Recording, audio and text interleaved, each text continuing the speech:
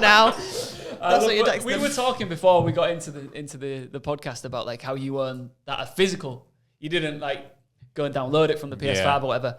And there's been a lot of articles, Harry, recently about like there has almost like the death of the physical copy and how like the emergence of everyone purchasing like digital editions rather than, you know, with Xbox Game Pass and PlayStation Plus. It's changing the landscape and it continues to happen, doesn't it? I think it's Ubisoft that said recently that people have to become comfortable with not owning their games.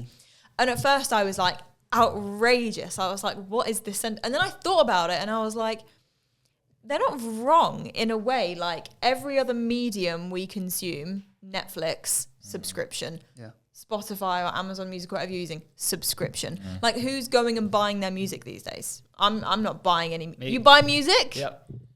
How you can, what do you mean? So like, it's hard because I still want to buy CDs, but I just, I don't have a CD player. So like I specifically bought vinyl record player just so I could buy vinyls of my favorite artists. That's it. I think I think that's valid. I think everyone likes the idea of owning a vinyl player and having a collection of vinyls. But that is more something that's like a luxury collector's thing than like the convenience of listening to music every single day. You're not going to take your vinyl player out with you on the tube. True. And every other medium that we consume has become just a subscription service. So I was thinking about this and I was like, no, of course if I'm playing a game, I want to own it. Like I'm paying for it, give me the game. Yep.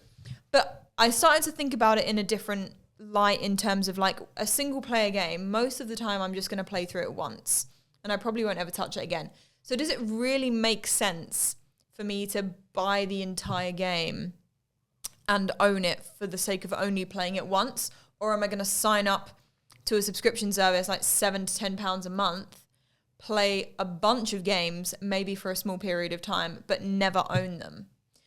And I always tend to see things as when you go to the movies, you pay, how much is it to go to the movies? I haven't been for ages, but I want to say like a tenner, right? Yeah, I mean, up north, £8. £8. 75. Yeah. You're not wrong there, bro. And you're going and you're watching the movie once. And you're paying for the experience, right? Of what? Yeah. Sitting in a dark room and looking at a screen? Nah. Do you like cinema? I love cinema. I love cinema, to be fair. Me too. I'm a massive fan. But what's the experience? Is it like the novelty of like seeing it with everyone else for the first time? And do you know what? I think you can relate it to video games, right? I think when you purchase a physical copy of anything, game, music, or like if you go to the cinema, you make a spectacle / moment / event out of that purchase. Yeah, 100%. So it means more to you, and it's more. So it's like you can download a game on Xbox Game Pass, right, within a matter of minutes or whatever, and you're playing it. Could be the best game in the world, but it doesn't hit the same because it's just part of a subscription service. It's like on to the next. Well, I can try this one. I can try that one. Back in the day when I was younger, I'd go buy PS2 games. I was literally about to say the same thing. If it was rubbish, and it's exciting. I'm rocking it because I put my money down. 100%. And I think I've got this attachment with buying games. Like in my house, I've got like, I could send you a picture, but I've got like a load of PS2 games. I've got like 4 shelves of just physical copies of the PS2 game with like them. Some of them still has like the manual inside it and everything. Like the disc might be scratched up. It's just like, for me, that was like a whole experience. Like fighting tooth and nail to go Blockbuster and pleading with my mum to buy the game. Like seeing the game scratched up and having to like hold over the disc and like wipe it. Do you know what I mean? Like I feel like that's the same experience I have, which is why I felt like, for example, with God of War, I had to buy the physical copy because it just, I don't know, there's something about, like Ian said, it's a build up towards going and just getting it. Whereas I think it's definitely exciting to own the physical product. And when you were younger, it was like a game that you were really looking forward to. Like I remember going to buy GTA 5 and going to like Game to get it. And like having the physical copy in my hand felt more rewarding than just being able to go on Xbox Game Pass and like download the game.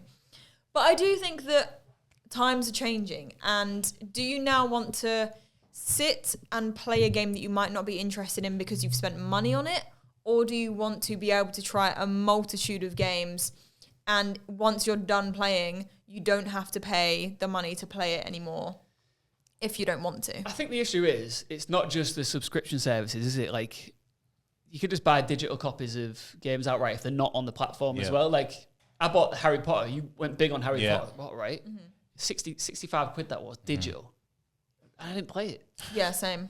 I bought this. I'm a moron for buying that game. Not because it's not a good game. I just didn't get around to playing it, and it's just sitting there. Like, I can't take that in. And that brings me on to my next point, right? So apparently, Game are removing their trade-in portion of the company. Do you know? Oh, man. I never traded in at Game, though. I always went to, like, CEX or somewhere to trade in games. Before CEX was a thing, I used to go to Game. I traded and I know they were like robbing me and ripping me off. That's the thing, they do rob you. You can see it, like, you know when you go on the website, you see we buy for £8, we sell for £1.25, and they'll give you like store credit of like £3. I know I'm getting ripped off, but it was a great time. Yeah, do you know what I mean? It was the ease of being able to do it, I guess, and like put all of your old games in and get like one brand new game that you really wanted. The thing is, so good. You're trading in. So if you've completed like 3 different games and they're just sitting around in your house, you're like, you know what? I'm just going to pop down a game, see what these are worth. There's the excitement of handing it over and they go, boop, 50p.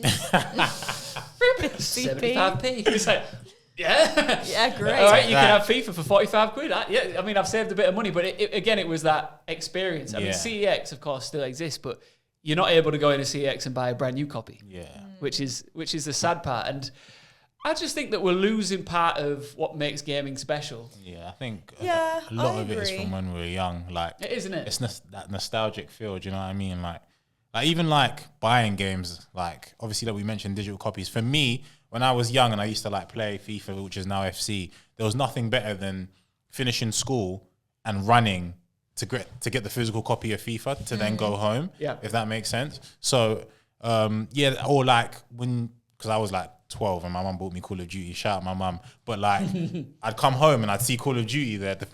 And it's not even just the digital version. It's just seeing the case there brought like this bundle of joy. It's an amazing feeling. I feel like we're losing that feel kind of thing. Yeah, I don't think you get that with anything anymore. I mean, it's the same with like CDs and stuff. Sometimes I would go, like, if I went to the store and bought a CD, it felt much different.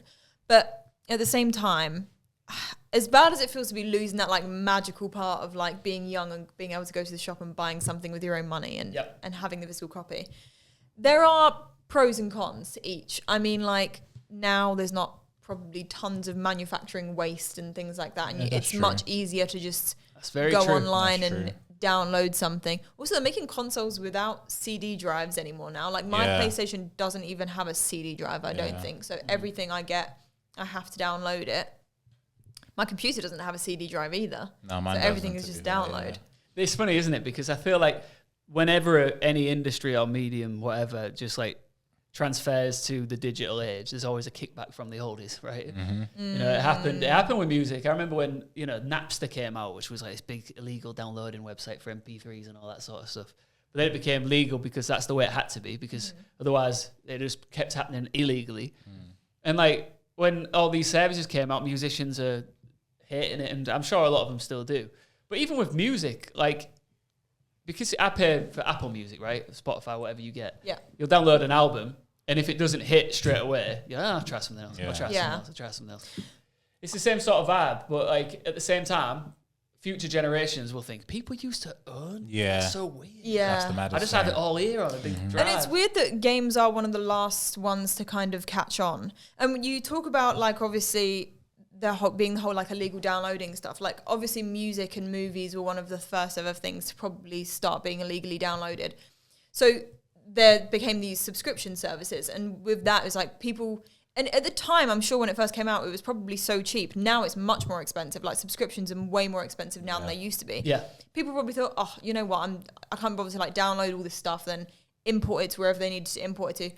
Let me just get the subscription service. Probably saves me a lot of ag. And obviously the same with movies. People started doing the same with Netflix. And I think having priced it so low, gave people the opportunity to be like, oh yeah, this is much better way of being able to view whatever I want to view. Yeah.